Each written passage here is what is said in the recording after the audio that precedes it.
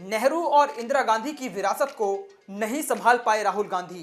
क्या एक बार फिर बुरी तरह से टूट जाएगी कांग्रेस? एक एक करके दूर होते जा रहे दिग्गज नेता क्या राजस्थान की बगावत के बाद सचिन पायलट भी छोड़ेंगे कांग्रेस का साथ? राहुल गांधी क्यों नहीं समझ पा रहे कि पार्टी के भीतर चल क्या रहा है? जो पार्टी देश की सियासत में सबसे बड़ा नाम हुआ करती थी, उसकी बुरी हालत के पीछे आखिर वजह क्या है? क्यों एक एक करके कांग्रेस के बड़े नेता अपने आप को पार्टी से अलग करते जा रहे हैं? आज सियासी पाठशाला में बात होगी इसी मुद्दे पर। कांग्रेस के भीतर पिछले कुछ समय से सब कुछ ठीक नहीं चल रहा है और समय समय पर यह बात जग जाहिर होती रहती है। केंद्र के अलावा कई राज्यों में चुनावी हार और कई मुद्दों पर नेताओं के एक राय न होने की वजह से कांग्रेस के भीतर लगातार कलह बढ़ती जा रही है। अब तो पार्टी के कई नेताओं ने खुले मंच से पार्टी की नीतियों पर सवाल खड़ा करना शुरू कर दिया है। लेकिन ये कहानी सिर्फ आज की नहीं है। आज से 2 साल पहले कांग्रेस के भीतर ऐसी ही स्थिति दिखाई दी थी। उसका परिणाम है कि आज गुलाम नबी आजाद और किरण कुमार रेड्डी जैसे बड़े नेताओं ने पार्टी को अलविदा कह दिया है और थाम लिया है बीजेपी का दामन। 2021 में भी राजनीतिक गलियारों में हर जगह चर्चा हो रही थी G23 की। कांग्रेस के भीतर और बाहर G20 की चर्चा जोरों पर थी। क्या था ये G20? आइए आपको बताते हैं। दरअसल कांग्रेस के भीतर एक असंतुष्ट नेताओं का अपना ही एक ग्रुप तैयार हो गया था, जिसको G23 कहा जा रहा था। इसके बाद G23 में शामिल नेताओं ने पार्टी की कार्यशैली, नीतियों और फैसलों पर सवाल खड़े करने के साथ ही पीएम मोदी की तारीफ करना शुरू कर दिया। आज एक बार फिर सिंडिकेट की चर्चा हो रही है, वही सिंडिकेट जिसकी वजह से एक समय कांग्रेस में टूट दिखाई दी थी। आज फिर चर्चाएं हो रही हैं कि कांग्रेस के भीतर आर्थिक टूट की वजह क्या है। इस चर्चा को क्यों बल मिल रहा है, ये समझने के लिए हमें थोड़ा पीछे चलना होगा। नमस्कार, मेरा नाम है ऋषि नौपुत्रा और आप देख रहे हैं सियासी किस्सों की सीरीज सियासी पाठशाला। और सियासी पाठशाला में आज बात होगी कांग्रेस छोड़ते जा रहे नेताओं की।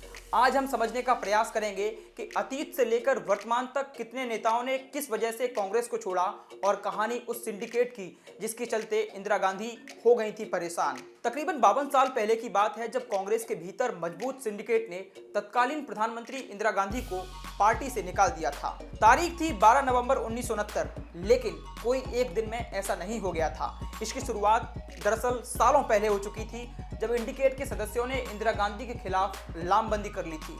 यह बात उस समय सामने आ गई जब 1969 में अचानक राष्ट्रपति चुनाव करने की नौबत आ गई। अचानक दिल का दौरा पड़ने से राष्ट्रपति जाकिर हुसैन की मौत हो गई। इंदिरा गांधी चाहती थी कि उनकी जगह उपराष्ट्रपति वीवी राष्ट्रपति बने।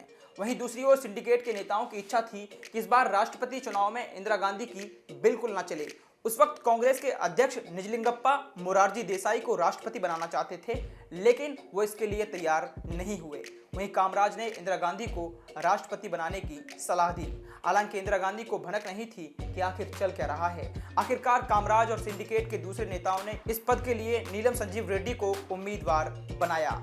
इंदिरा गांधी को रेड्डी के नाम का ऐलान पसंद नहीं आया और आखिरकार उन्होंने वीवी रेड्डी को राष्ट्रपति बनाने के लिए मन बना लिया। वीवी गिरी ने ऐलान कर दिया कि पार्टी उन्हें उम्मीदवार नहीं बनाना चाहती है तो भी वह निर्दलीय चुनाव लड़ेंगे। इस दौर में कांग्रेस संगठन को अनौपचारिक तौर पर सिंडिकेट के नाम से और इंदिरा गुट को इंडिकेट के नाम से जाना गया। वहीं दूसरी ओर इंदिरा गांधी ने इस चुनाव में दल के नेताओं को अंतरात्मा की आवाज पर वोट करने की अपील की। दोनों के बीच कांटे का मुकाबला हुआ और आखिरकार वीवी गिरी ने नीलम संजीव रेड्डी को बड़े अंतर से हरा दिया। यही झगड़ा खत्म नहीं हुआ और कुछ दिन बाद कांग्रेस की कार्य समिति की 2 समानांतर बैठकें हुई, एक कांग्रेस के कार्यालय में और दूसरी पीएम के आवास पर। पार्टी विरोधी गतिविधियों के लिए निजलिंगप्पा ने इंदिरा को पार्टी से निष्कासित कर दिया और पार्टी 2 टुकड़ों में बंट गई। 1997 में कांग्रेस के प्राथमिक सदस्य बनने वाली सोनिया गांधी कांग्रेस पार्टी की लंबी समय से अध्यक्ष बनी रहीं। वह 1998 से 2017 तक 19 साल तक लगातार कांग्रेस के अध्यक्ष पद पर बनी रहीं। राहुल गांधी को 2017 में पार्टी की कमान सौंपी गई, लेकिन 2019 के चुनाव में करारी हार मिलने के बाद राहुल गांधी ने पार्टी से इस्तीफा दे दिया। इसके बाद एक लंबे समय के बाद कांग्रेस के 2 वरिष्ठ नेताओं शशि थरूर और मल्लिकार्जुन खड़गे के नामों को लेकर कांग्रेस वर्किंग कमेटी के सामने अगले अध्यक्ष के तौर पर चुनाव के लिए रखा गया। इस चुनाव में मल्लिकार्जुन खड़गे कांग्रेस के अध्यक्ष बने। चलिए इतिहास से वर्तमान पर अब वापस लौटते हैं। एक बार फिर कांग्रेस पार्टी के भीतर एक के बाद एक नेताओं का कांग्रेस से बाहर जाना कांग्रेस के लिए सिरदर्द बना हुआ है। हाल ही में वरिष्ठ नेता ए के एंटनी के बेटे अनिल एंटनी के बाद आंध्र प्रदेश के पूर्व सीएम किरण रेड्डी कांग्रेस छोड़ बीजेपी में शामिल हो गए। बीजेपी में शामिल होने के बाद किरण रेड्डी ने कांग्रेस के हाईकमान के फैसलों पर सवाल उठाया। इसके अलावा राजस्थान में भी कांग्रेस हाईकमान सचिन पायलट के बगावती अंदाज को ठीक से नहीं संभाल पाई है। इस बीच कांग्रेस पार्टी ने एक रिपोर्ट जारी की है। इस रिपोर्ट में कांग्रेस के नेताओं के पलायन को लेकर चिंताएं जताई गई हैं। दूसरी तरफ शशि थरूर ने भी लगातार पार्टी छोड़कर जा रहे नेताओं को लेकर एक बयान दिया है। शशि थरूर ने अपने बयान में अनिल एंटनी, सीआर केसवन और किरण कुमार रेड्डी जैसे नेताओं के पार्टी छोड़ने को लेकर असंतोष जताया और मल्लिकार्जुन खड़गे को इस सब के लिए जिम्मेदार ठहराया। वहीं राहुल गांधी का नेताओं के दल बदल को लेकर दिया गया बयान एक बार फिर से ताजा हो गया है। राहुल गांधी का यह बयान और हाल ही में जारी हुई कांग्रेस की दल बदलने वाले नेताओं को लेकर बनी रिपोर्ट एक दूसरे से बिल्कुल मेल नहीं खाते। राहुल गांधी ने यह बयान साल 2019 में दिया था। 2019 के बाद पार्टी से पलायन कर रहे नेताओं के बारे में बात करते हुए राहुल गांधी ने बयान दिया था कि जो लोग पार्टी छोड़ना चाहते हैं उन्हें चले जाना चाहिए। बयान में राहुल गांधी ने आगे कहा था, जो नेता पार्टी छोड़कर जाना चाहते हैं उन्हें ऐसा करने के लिए प्रोत्साहित किया जाना चाहिए। लेकिन कांग्रेस के एक आंतरिक दस्तावेज में यह आरोप लगाया गया कि जमीनी स्तर पर दल बदल पार्टी को लगातार कमजोर कर रहा है और राहुल गांधी के नेतृत्व में इसको रोका नहीं गया है। इसके साथ ही हाल ही में गुलाम नबी आजाद ने कांग्रेस पार्टी छोड़ने के लिए राहुल गांधी को जिम्मेदार ठहराया था। पिछले 9 सालों के पन्ने पलटने पर कुल ऐसे 23 बड़े नेताओं के नाम सामने आते हैं जिन्होंने कांग्रेस छोड़ दिया और इन सभी नेताओं को शिकायत राहुल गांधी से थी। साल 2022 में अंग्रेजी अखबार द इंडियन एक्सप्रेस ने कांग्रेस के प्रदर्शन पर पार्टी नेताओं से बात की थी, जिसमें नेताओं ने पार्टी के आंतरिक कलह और नेतृत्व की कमी पर सवाल उठाए थे।